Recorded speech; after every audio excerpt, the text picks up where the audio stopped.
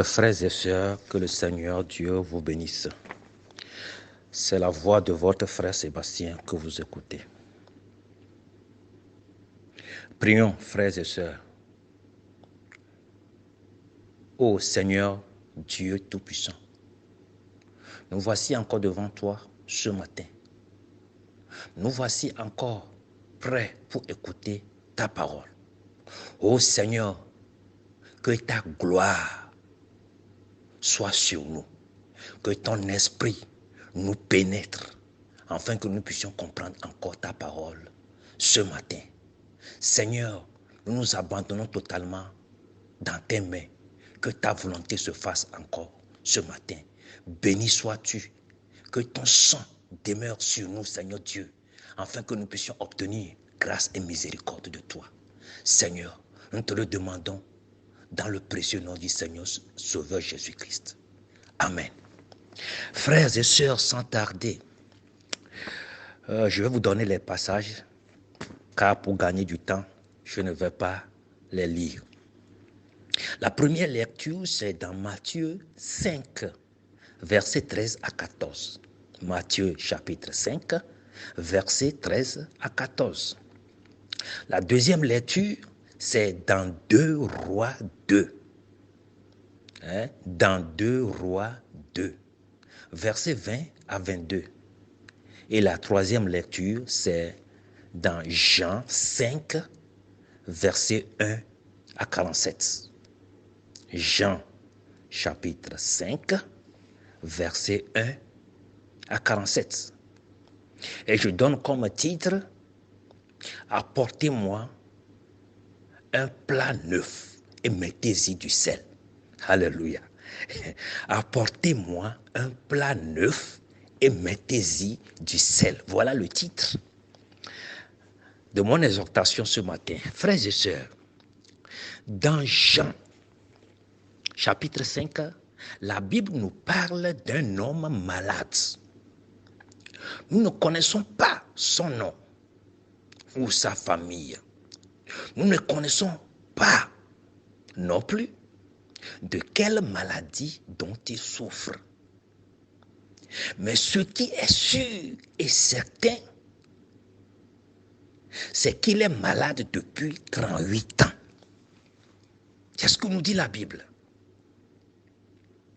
En ce temps, en Israël, précisément à Bethesda, c'est un mot hébreu qui veut dire la maison de miséricorde, on guérissait les malades. Il y a une piscine miraculeuse qui guérit les malades à Bethesda. Quand un malade vient à Bethesda avec sa maladie, il y a un ange qui vient ou bien qui descend, qui remue ou agite l'eau. Et le premier qui rentre dans la piscine est directement guéri. Étant donné que le nombre de malades augmentait, alors les autorités ont construit des hangars ou portiques. Des hangars ou des portiques ont été construits. Et chacun amenait son malade, ou les malades venaient eux-mêmes. Il y a les aveugles, il y a les paralytiques, il y a les sourds, il y a les boiteux, et j'en passe.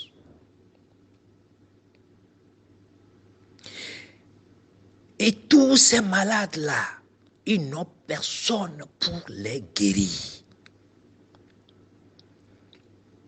Ils n'ont personne, tous ces malades, pour les soigner. Personne ne venait aussi prier pour eux. Alors, Dieu lui-même a créé un lieu de guérison à ses enfants. Alléluia. Dieu a pourvu un lieu pour guérir ceux qui viendront à Bethesda. Tous ceux qui viendront dans la maison de miséricorde auront la miséricorde de Dieu. C'est comme nous avons l'habitude de le dire. Les animaux qui n'ont pas de queue, c'est Dieu lui-même qui les chasse de mouches, de moustiques et les insectes parce qu'ils n'ont pas de queue. Parce que ces malades n'ont personne pour les guérir, pour les soigner. Alors Dieu a pourvu un endroit, la maison de miséricorde, Bethesda. Mais malheureusement, un homme malade depuis 38 ans, couché dans un hangar, qui attendait le mouvement de l'eau, car l'ange devait agiter l'eau. Et le premier qui rentre est guéri. Mais l'homme de 38 ans n'arrive jamais le premier à rentrer dans l'eau.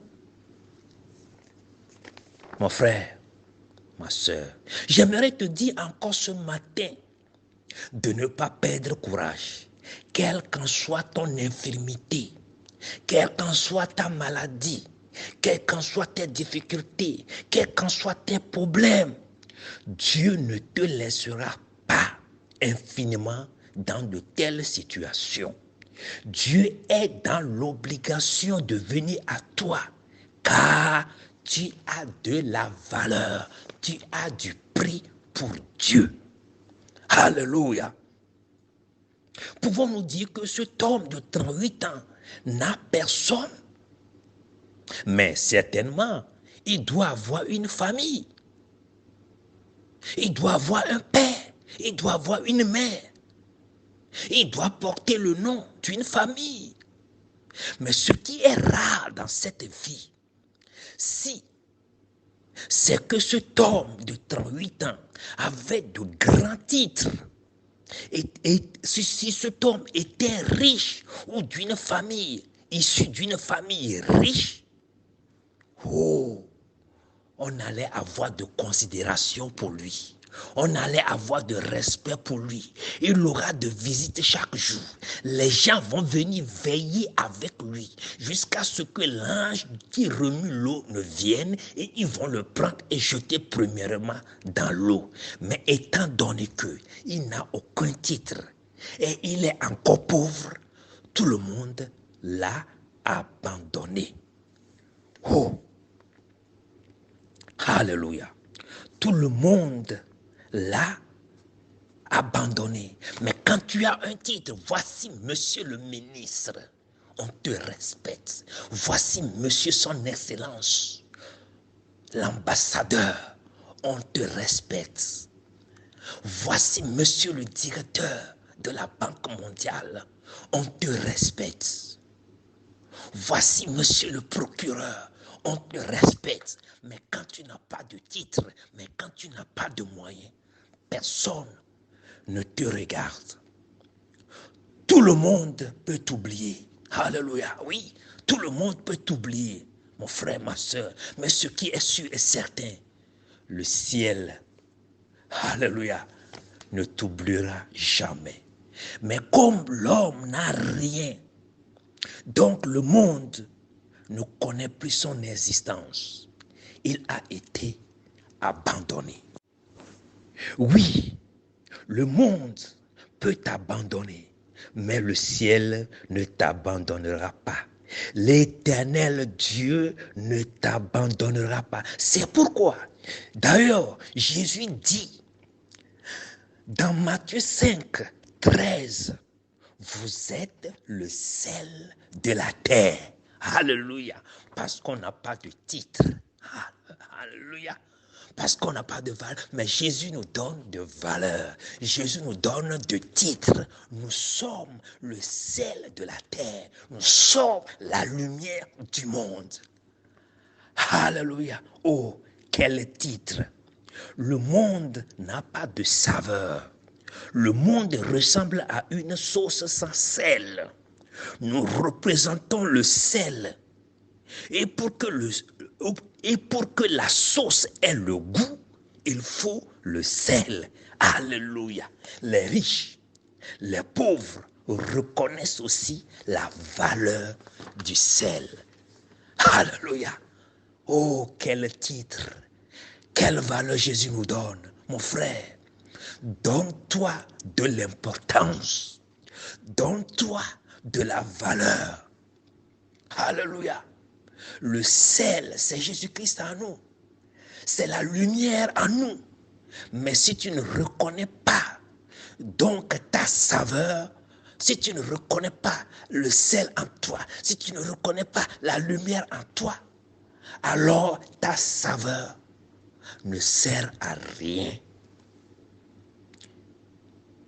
Jésus, connaissant la valeur du sel, Jésus, reconnaissant la valeur de l'homme de 38 ans, est obligé de venir guérir lui-même cet homme. Car il est le sel de la terre, il est la lumière du monde. Et Jésus, quand est-ce que Jésus l'a guéri? Jésus l'a guéri à un jour de sabbat. Alléluia. Un jour si important. C'est le jour du sabbat que Jésus-Christ l'a guéri. Le jour où rien ne devait se faire, le jour où rien ne devait bouger, mais c'est ce jour que Jésus-Christ a choisi pour guérir cet homme, afin que la gloire de Dieu soit encore plus grande. Alléluia. Praise God. Alléluia. D'autres ont été guéris par la piscine. Le plus important est d'être le premier, mais l'homme de 38 ans n'arrivait pas. Et Dieu était obligé de venir. Dieu était obligé de prendre la forme humaine, venir sur la terre, afin de pouvoir guérir cet homme. Et que la gloire de Dieu soit encore plus élevée. C'est pourquoi, dans 2 Rois chapitre 2, versets 20 à 22, Dieu a encore permis que Élisée montre la valeur du sel. Alléluia. Dieu a dit que nous sommes le sel de la terre. Mais peut-être les gens ne vont pas tellement comprendre. Alors Dieu a permis que Élisée montre encore l'importance et la valeur du sel. Alléluia. La lumière du monde. Élisée. Vous savez bien que Élisée était le serviteur d'Élie. Et Élie devait être enlevé. Et Élisée a demandé à son maître, je veux une double portion de ta puissance. Et le maître va lui dire, tu demandes une chose difficile. Oui, c'est vrai, c'est difficile, mais ce n'est pas impossible à Dieu. Ce qui est difficile à l'homme, cela est possible à Dieu. Alors, le maître va lui dire, Élie va lui dire, quand tu me verras partir, alors ce que tu demandes, tu l'auras. Alléluia. Quand tu me verras partir, ce qui veut dire qu'Élisée doit s'attacher à Élie jusqu'à ce qu'il n'aille. Alors Élisée est derrière Élie. Arrivé au Jourdain, Élie a pris son manteau, il a frappé le Jourdain et ils ont passé à sec le Jourdain. Et après le Jourdain, Élie a été enlevé dans un char de feu. Alléluia. Et Élie a laissé tomber son manteau. Et Élisée a déchiré son manteau. Il a déchiré son orgueil. Il a déchiré ses propres pensées. Il a déchiré ses propres désirs. Il a déchiré ses propres ambitions. Maintenant, il s'est donné à Dieu et il a pris le manteau de son maître. Alléluia. Il a pris maintenant un nouveau manteau. Vous savez, le même esprit qui était dans Élie, l'esprit n'est pas parti, c'est toujours le même esprit. Le Saint-Esprit qui a œuvré dans Élie, c'est le même esprit maintenant qui rentre dans Élisée. De même, le mauvais, le démon qui a œuvré le même démon qui a œuvré dans Caïn et il a tué Abel, c'est le même démon qui a œuvré dans Judas et il a vendu Jésus. Praise God. Donc, Élisée, maintenant, a reçu l'esprit d'Élie. Et Élisée est arrivé au Jourdain, il a traversé aussi le Jourdain en frappant le Jourdain comme son maître l'a fait, parce que c'est toujours le même esprit. Alléluia. Les acteurs peuvent changer. On peut changer les acteurs, mais l'esprit demeure le même. On a un seul Dieu qui joue plusieurs rôles. On a un seul Dieu qui s'est manifesté qui a joué trois fonctions. C'est ce que nous appelons le Père, le Fils et le Saint-Esprit. Alors, Élisée, après avoir traversé le Jourdain, il est arrivé à Jéricho. Et vous n'êtes pas sans savoir que quand les enfants d'Israël avaient quitté l'Égypte pour la terre promise, ils ont dû traverser Jéricho. Et Jéricho a été un handicap pour eux. Jéricho leur bloquait le passage sans coup de marteau, sans coup de fusil. Ils ont seulement chanté, crié et les murs se sont écroulés.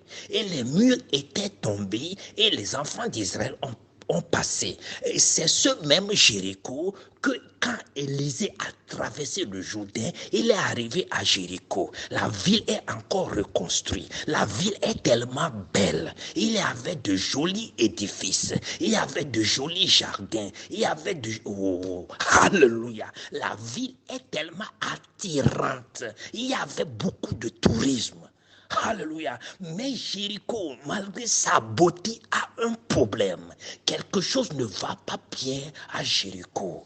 Alléluia. Les gens mouraient à Jéricho. Pourquoi? Parce que l'eau qu'ils buvaient les causait beaucoup d'ennuis. Les scientifiques, les experts, ceux qui ont des titres, ils ont fait des recherches. Les grands labos ont fait des recherches, mais ils n'ont pas abouti, ils n'ont pas réussi. Et les eaux de Jéricho tuent son peuple. Alléluia. Les femmes, cela provoquait de fausses couches aux femmes. Cela provoquait de la stérilité. Cela tuait son peuple. Les autorités ont tout fait, mais ils n'arrivaient pas. Mais quand ils ont compris que l'homme de Dieu, Élisée est arrivé, ils sont partis voir Élisée. Ils ont exposé le cas à Élisée. Et Élisée va leur dire, alléluia, cherchez-moi un plat neuf et mettez-y du sel. Alléluia.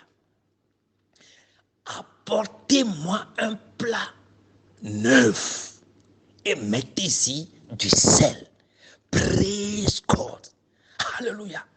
Un plat neuf, un plat que personne n'a jamais utilisé, un plat qui a été réservé à mon Seigneur. C'est comme nous aussi, quand le Seigneur nous a pris, il nous a nettoyés et il nous a mis à part pour son service, pour le glorifier, pour l'adorer. Alléluia.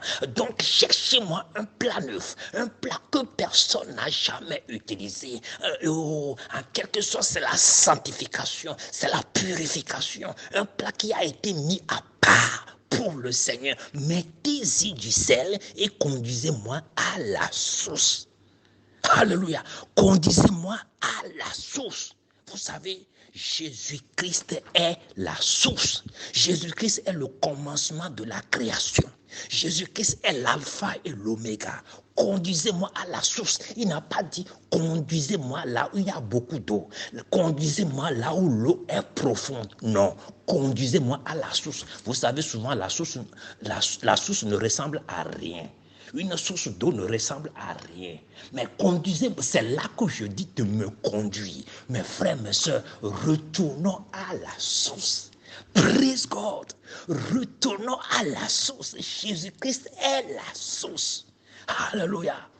Car c'est par la source que tout se passe. Alors, Élisée a été conduit à la source. Et Élisée a versé le sel. Alléluia, la saveur. Ce que les grands labos, ce que les grands scientifiques n'arrivaient pas. Oh, alléluia, l'homme de Dieu est venu.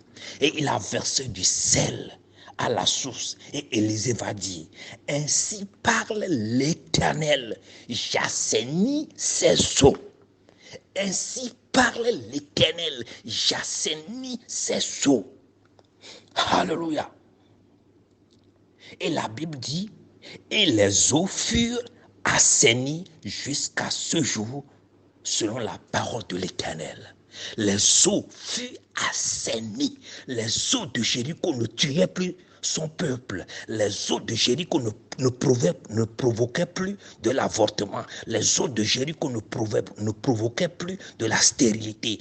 Tout a changé. Mon frère, ma soeur, retourne à la source. Quand tu retournes à la source, tout va changer dans ta vie. Tout va changer dans ta vie. Jésus-Christ va tout changer dans ta vie. Car Jésus-Christ est la source. Retourne à Jésus-Christ. Confie-toi en Jésus-Christ. Abandonne-toi à Jésus-Christ. Et tu verras ce que Jésus-Christ fera dans ta vie. Oh, hallelujah. Praise God, praise God, praise God. Que le Seigneur Dieu vous bénisse puissamment ce matin. Alléluia. Et toi, Jésus te dit ce matin que tu es le sel de la terre. Tu es le sel de la terre. Oh, le sel, la vie, la parole est déjà en toi. La lumière est en toi. Maintenant que ta lumière luise. Que ta lumière luise, afin que le monde puisse voir. Afin que le monde puisse voir et venir dans la gloire de Dieu. Afin que le monde puisse voir et rendre témoignage. Mon frère, ma soeur, c'est avec ces paroles que je veux t'encourager encore ce matin de prendre courage. De prendre courage, tu n'es pas seul. Jésus-Christ est avec toi. Confie-toi à Dieu. Abandonne-toi à Dieu. Alléluia. Et rien ne te sera impossible. Que le Seigneur Dieu vous bénisse. Amen.